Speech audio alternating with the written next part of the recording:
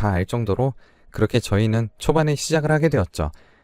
어느 정도 자리를 잡게 되면서 돈도 안정적으로 벌어지고 회사도 점차 커질 때쯤 남편은 저에게 프로포즈를 했습니다. 그동안 고생시켰던 것도 미안하고 이제는 자기가 편안하게 해주겠다고 하면서 말이죠. 사업을 막 시작할 때쯤 만나기도 했고 처음 사업을 해보는 사람이라 초반에 돈도 제대로 못 벌기도 했었거든요. 그래서 데이트 비용을 제가 다 내는 일도 있었어요. 하지만 있는 사람이 내면 된다는 생각이었고 저는 그 당시에 돈을 벌고 있었으니 당연하다고 생각을 했죠. 어떻게 생각해보면 그때 뒷바라지를 다 한 것일 수도 있겠네요.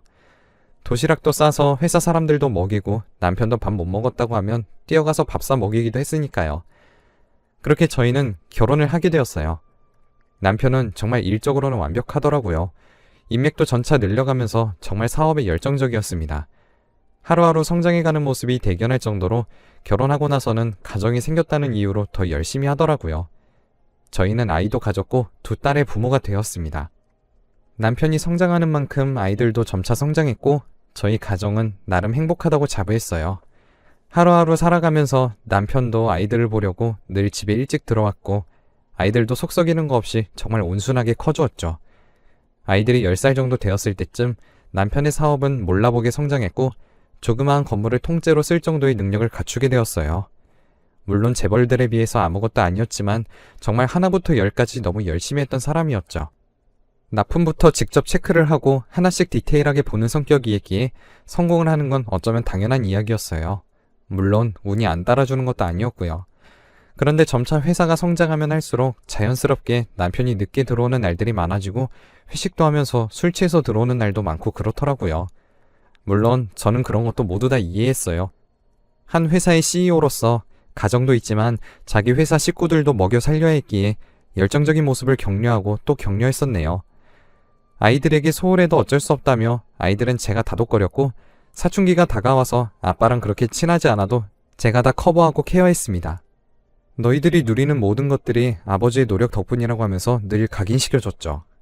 남편은 저의 남편이기도 하면서 약간의 존경의 대상이기도 했었어요. 아이들도 처음엔 잘 놀러가지 못하는 것에 불만이 있었지만 이내 수긍하고 아빠가 돌아오면 인사도 잘하고 하더라고요. 아이들이 점차 커가면서 저도 여유가 생기기 시작했습니다. 어느 날은 옛 생각이 나면서 저도 도시락 싸서 남편에게 가볼까 하는 생각도 들더라고요. 이것저것 그날 장을 봐서 남편이 좋아하는 것들로 가득 싸서 도시락을 준비했어요. 늦게 들어오는 날들이 많아지면서 체력도 많이 가꿔야겠다 생각이 들어 특별히 보양식으로 많이 준비했죠. 그리고 회사 사람들 것도 빠지지 않고 챙겼습니다. 회사를 이사하고 가보긴 했었지만 도시락 들고 가는 건 처음이라 약간 긴장하기도 했었어요. 주차장에 차를 세우고 남편 차를 확인한 뒤 주섬주섬 챙겨 들고 엘리베이터를 탔어요. 엘리베이터를 타는 것만으로도 옛날 생각이 나서 설레더라고요. 그렇게 도착하고 비서님께 얘기하는데 비서님은 저를 보고 상당히 많이 놀래더라고요. 비서님의 도시락도 챙겨주면서 사장님 안에 계시죠? 했더니 안 계신다는 거예요. 주차장에 차 있는 거 보고 왔는데 하니까 잠시 피곤하셔서 근처 모텔에서 눈 좀 붙이고 오겠다고 했답니다. 안 그래도 며칠 못 들어와서 너무 걱정이 되던 참이었는데 잠이라도 자고 있다고 하니 괜히 깨우기 싫은 마음이었어요. 그래서 그냥 도시락만 건네주고 그날은 집에 돌아왔었네요. 밥 먹는 모습을 못 본 건 조금 아쉬웠지만 그래도 잠이 중요하니 그날은 그렇게 지나갔었어요. 다음날 일찍 들어온 남편을 보고 도시락 먹었냐고 물어보니 맛있었다고 자기 못 보고 가서 어떻게 하냐며 그렇게 또 이야기를 예쁘게 해주더라고요. 다음에는 꼭 연락하고 오라는 말에 알겠다고 했었습니다. 그날 남편이 좋아하는 장어를 듬뿍 만들어 주었고 맛있게 먹고 푹 잠드는 모습까지 지켜봤어요. 얼마나 피곤한지 그날 푹 자더라고요. 며칠 만에 보기도 했는데 그때 너무 피곤해 보여서 안쓰러웠습니다. 그날 이후 또 남편이 꽤 바빴어요. 결혼기념일이 한 달 남았을 때 남편에게 스쳐가듯 얘기했습니다. 그날 까먹지 말고 저녁에 밥 함께 하자고 말이죠. 그래도 제 얼굴 보면서 응 하고 대답을 하길래 기억하는 줄 알았어요. 그날 저는 남편이 어느 정도 마칠 시간에 남편의 회사로 찾아갔고 연락을 하게 되었죠. 전화가 되지 않아서 올라갔는데 비서님께서 남편이 또 자러 갔다고 이야기를 하시더라고요. 그러면서 자기가 연락하겠다고 하는 걸 말리며 제가 해보겠다고 했습니다. 그런데 전화를 몇 통을 해도 받지를 않더라고요. 비서분께서도 많이 당황하셨고 전 약간 화가 났어요. 그리고 결혼기념일인데 까먹고 이렇게 전화도 안 받으니 살짝 열이 받더라고요.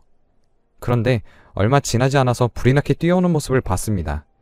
전화도 안 받더니 여긴 어떻게 왔어? 하고 물어보니 비서님께서 문자했던 걸 보고 전화 걸 틈도 없이 달려왔다고 합니다. 기다린 지는 한 10분 정도 된 것 같은데 정말 근처에 있었던 모양이더라고요. 미안하다고 하면서 웃으면서 어서 나가자고 하더라고요. 방금 나온 것 같은 엉망이 된 옷을 조금 만져주고 그렇게 저희는 회사를 나왔어요. 그날 저녁 맛있게 먹으며 축하하고 약간 섭섭했다고 하는 투정도 부렸었네요. 간만에 분위기 좀 내자며 저희는 호텔로 향했고 남편이 먼저 씻었습니다. 그런데 남편의 핸드폰으로 자꾸 연락이 오더라고요. 자꾸 울리는 진동에 가서 보니까 905라고 하는 이름이 자꾸 연락이 왔었습니다. 그리고 얼마 지나지 않아서 508도 연락이 오더라고요. 거래처인가 싶어서 제가 받는 건 아닌 것 같아 그냥 뒀어요. 메시지도 보이지 않아서 급한지 아닌지 알 수도 없었고 그저 남편이 씻고 있는 욕실에 대고 여보 905랑 508 계속 연락 와 이 말만 했었습니다. 그랬더니 남편이 급하게 수건만 두르고 부랴부랴 나오더라고요. 물도 제대로 안 털었던 손으로 핸드폰을 보면서 거래처라서 확인해야 한다며 이야기를 했었습니다. 무슨 번호를 그렇게 저장하냐고 했더니 자신의 파일 목록에 저장해둔 걸로 그대로 저장해놨다고 합니다. 남편이 꽤나 단순한 편이었거든요. 그렇게 확인하고 답장도 보낸 뒤 남편은 핸드폰을 아예 꺼버리더라고요. 아까 얘기한 거 계속 되풀이하는 중이라며 오케이 했는데도 계속 한잔하자고 연락이 온다며 오늘은 저와 함께 시간을 보내고 싶다고 하고는 전화를 꺼버렸습니다. 저도 물론 방해받고 싶지 않았기에 마저 씻고 나오라고 했었고요. 그날 저희는 나름 즐거운 밤을 보낸 뒤 그렇게 또 일상으로 돌아왔습니다. 부부의 특별한 날이니 그날만큼은 방해받지 않고 그렇게 보냈었네요. 다음 날부터 또 바쁘긴 했지만 그래도 그날 잘 보냈다는 게 마음이 참 좋았네요. 그리고 어느 날 남편이 출근을 하며 핸드폰을 두고 간 날이 있었어요. 진동이 울리는 소리에 제 핸드폰을 찾았는데 제 핸드폰이 아니더라고요. 진동이 울리는 걸 찾으니 이번에도 거래처 301이 연락이 오고 있었습니다. 급한 전화일 수도 있겠다 싶어서 받을까 말까 상당히 고민하다가 결국 받았어요. 폰 주인은 남자인데 여자가 받으니 살짝 당황스러웠는지 힉 하는 숨소리가 들리더라고요. 여성분 같았는데 제가 받으니 당황했던지 전화를 바로 끊어버리더라고요. 그리고 바로 그 순간 현관문이 열리는 소리와 함께 남편이 들어왔고 남편은 핸드폰을 받아서 다녀올게 소리만 남기고 빠르게 나갔습니다. 301이 연락 왔었다는 소리도 못한 채로요. 사실 여자라면 이 상황에서 어느 정도 눈치를 채실 분들도 있겠지만 저는 이때 정말 바보같이 예상하지 못했어요. 저에게 닥칠 불행들을요.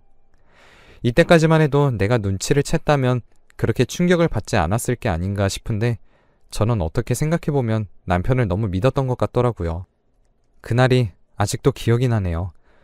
제가 볼 일이 생겨서 나갔다가 아는 언니가 갑자기 급한 일이 생겼다고 해서 점심 약속이 펑크 났던 날이었어요. 아침에 오늘 일정이 그렇게 빠듯하지 않다는 이야기를 들은 것 같아서 남편과 점심이나 먹자고 싶은 마음으로 남편의 회사로 향하게 되었죠. 주차장에 차를 세우고 나가려는데 제 앞에서 전화를 잡고 웃으면서 나가고 있는 남편이 보이더라고요. 거리가 조금 있어서 소리치기도 그랬고 일단 전화를 걸어봤습니다. 통화 중에도 메시지는 뜨니까 보겠지 싶었거든요. 그런데 전화를 받으면서 제 메시지가 울리자마자 한번 힐끗 보고는 무시하고 그대로 전화를 받으며 나가버리더라고요. 섭섭한 마음에 얼른 차에서 나와서 잡으려고 하는데 걸음이 얼마나 빨랐던지 남편은 이미 저 앞에 가고 있더라고요. 남편이 향한 곳은 바로 앞 건물의 오피스텔이었어요. 정말 몇 걸음 되지도 않는 곳이었는데 그곳으로 들어갔습니다.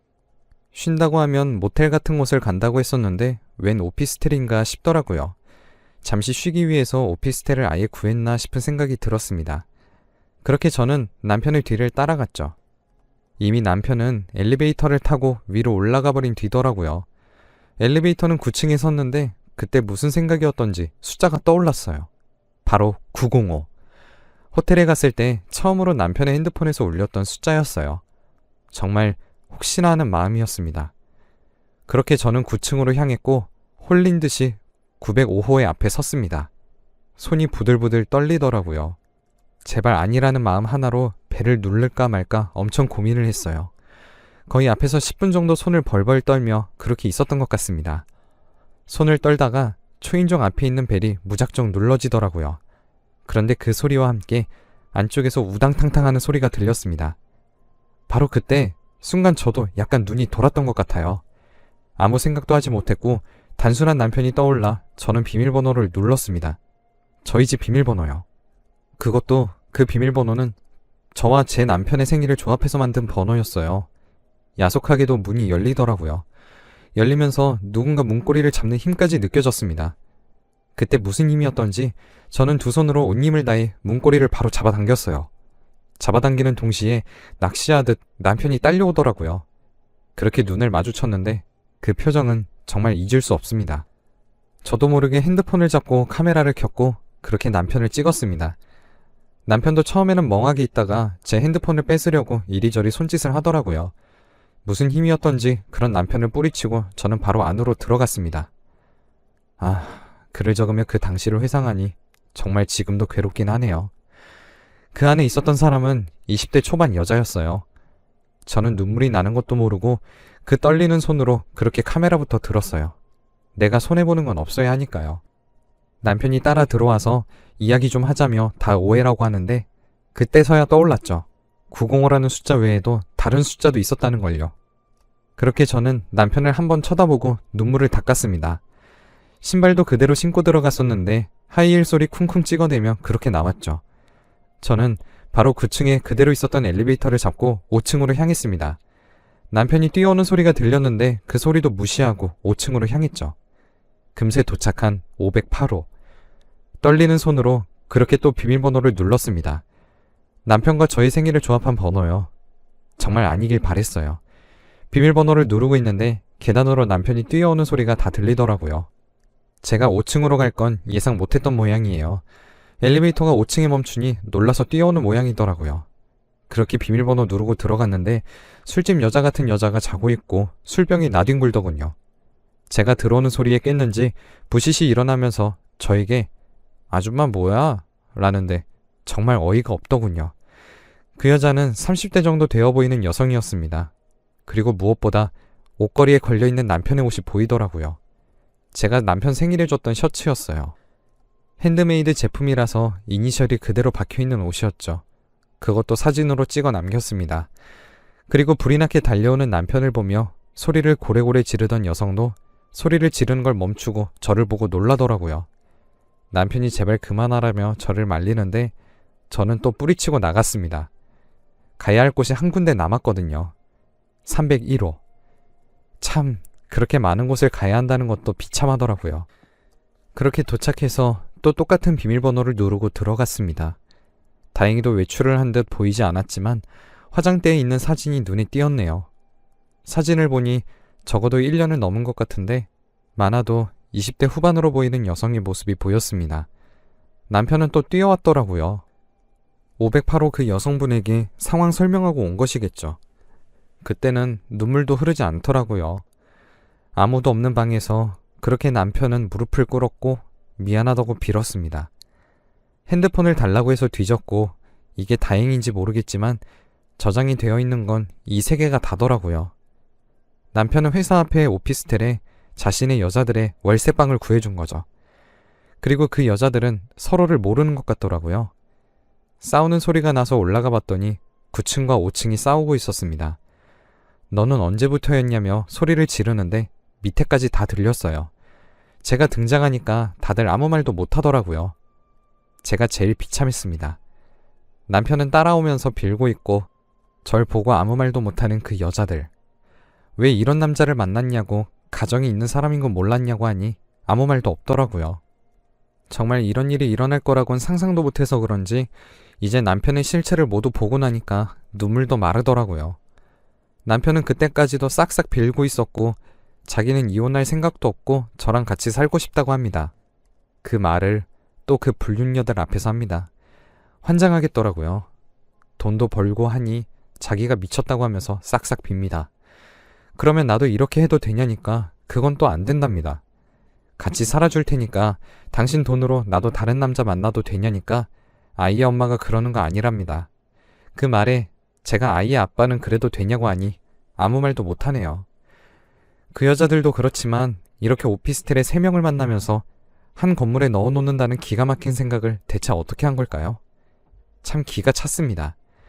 어떻게 해야 할지 대책도 안 서더라고요. 내 집 살림이잖아요. 나중에 알게 되었지만 비서도 한편이었다고 하더라고요. 꽤나 오래 했던 비서분이셨는데 그분이 그래서 제가 올 때마다 당황했던 거였어요. 비서에게 얘기를 해뒀나 보더군요. 그래서 그날도 비서가 문자로 제가 와 있다고 하니 불이 나게 달려온 것 같더라고요. 이번에는 제가 주차장에서 바로 남편을 따라갔으니 못 봐서 도와주지도 못했던 거고요. 일단 증거는 확보해놨으니 집에 들어오지 말라고 하고 저는 돌아왔습니다. 얼마 가지 않아서 집으로 기어 들어오는데 발로 차서 내쫓았죠. 한 번만 더 오면 경찰에 신고한다고 바락바락 소리 지르니까 오지는 않고 집 앞에서 기다리더라고요. 솔직히 애들 봐서 참고 살까 하는 것도 있었습니다. 하지만 그게 아니더라고요. 제가 참고 산다고 해서 있었던 일이 없어지는 것도 아니고 이렇게 자기들 때문에 살았다고 하면 좋아할 아이들도 아니었어요. 그렇게 저는 차근차근 이혼 준비를 했습니다. 물론 정신이 너무 나가서 처음엔 준비하는 것도 힘들더라고요.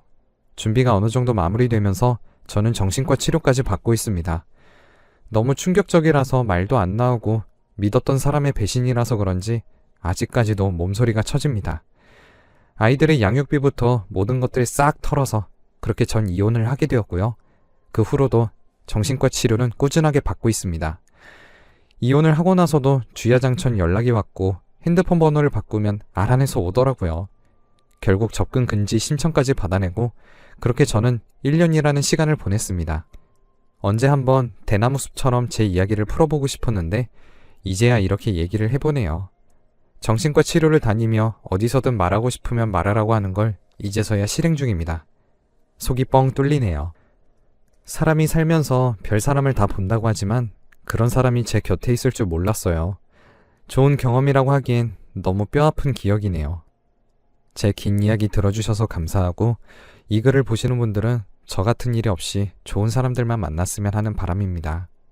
긴 글을 읽어주셔서